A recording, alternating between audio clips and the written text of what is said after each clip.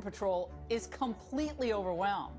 Facilities overflowing and unsanitary. We're going to show you how the Trump administration is actually trying to protect these children and give you a look at their real living conditions. One of our lawmakers went through one of those facilities, and we saw that little girl wiping her tears as she was huddled down. The conditions were better. They said we could actually, I felt like it was so clean I could eat off the floor. He said I did see the agents comforting kids. You see these overcrowded detention centers. Frankly, I find it abusive towards these kids. None of us would want to be in a detention center. I'm being very clear about that. But you know what? People are safe. People have recreational activities, soccer fields, and they're not dying. 10 to 12-year-old little boy with the tears streaming down his face. And you could hear it in his voice. He said, I am afraid. The treatment these children are getting is pretty darn good. And those who do make it across the border are often held in cramped cages. Are the Democrats for these children? Do they matter? Like it or not, these aren't our kids. It's not like he's doing this to the people of Idaho. These are people from another country. As of tonight, there are no more beds in border facilities.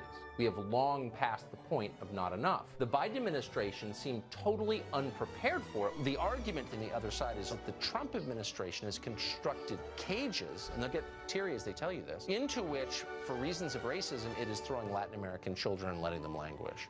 The left-wing media has undergone a fundamental transformation. They are gushing over President Biden. You are, if I may say, everything is advertised as you ran for president. You're also one of the most loved and respected. I would say that also. In history. Well, get ready. It's going to be 4 years of nauseating, gauzy coverage. The watchdogs, well, they're just lapdogs. Are you having fun in this job? I am. Is it? I love it. Look at the economy. Take a look. Are you getting the credit for this economic revival? They continue to fawn over this guy like he's Jesus Christ. The media, pretty vicious, not just to you, but to your family. How do you process that? The answer to the question is mainstream media loves him. Right over there is your hotel. Yeah, that's right. Isn't that beautiful?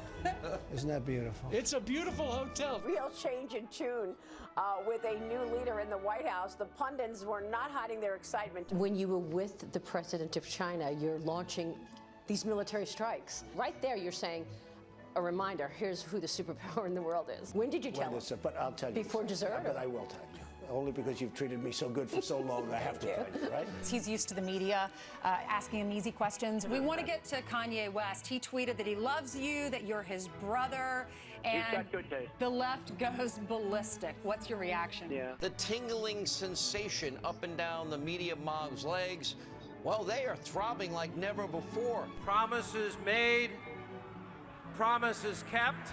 Mr. President, thank you.